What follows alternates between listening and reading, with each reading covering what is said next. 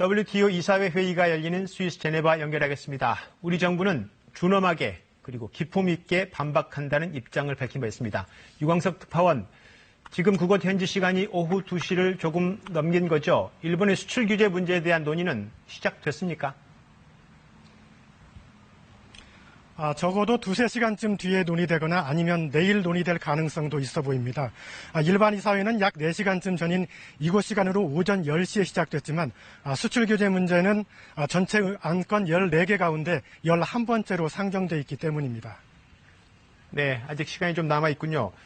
국제사회의 폭넓은 지지를 확보하는 게 지금 가장 중요한 상황인데 우리 정부의 대표단은 회의에서 어떤 점을 가장 강조하게 될까요?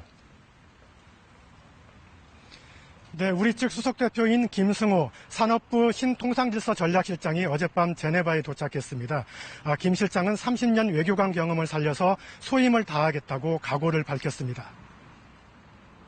일본의 주장에 대해서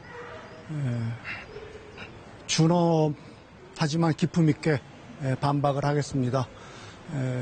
그 조치의 부당성과 심각성에 대해서 평이하고 알기 쉬운 용어로 WTO 회원국 대표들에게 잘 전달하도록 하겠습니다.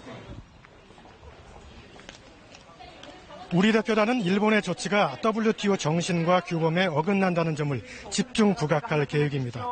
지난달 말 오사카 G20 정상회의에서 발표한 자유롭고 공정한 무역 원칙에 위배된다는 점도 강조할 예정입니다.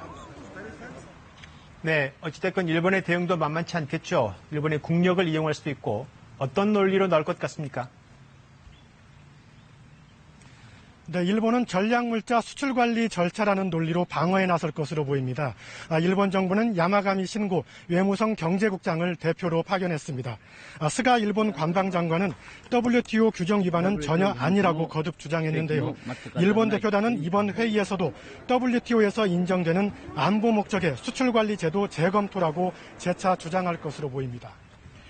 네, 그럼 이번 이사회에서 한일 두 나라가 치열하게 논리 싸움을 하고 또 대결을 한 뒤에 어떤 결정이 나오게 되는 건지 앞으로 절차가 어떻게 됩니까?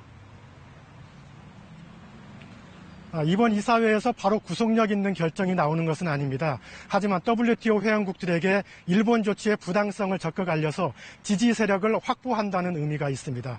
이번 이사회가 끝나면 정부는 WTO 정식 제소 절차를 밟을 예정입니다. 정부 관계자는 WTO 제소가 객관적으로 일본 조치의 부당성을 알릴 수 있는 중요한 조치이기 때문에 가능한 한 신속히 준비하고 있다고 밝혔습니다. 네, 잘 들었습니다. 유광석 특파원이었습니다.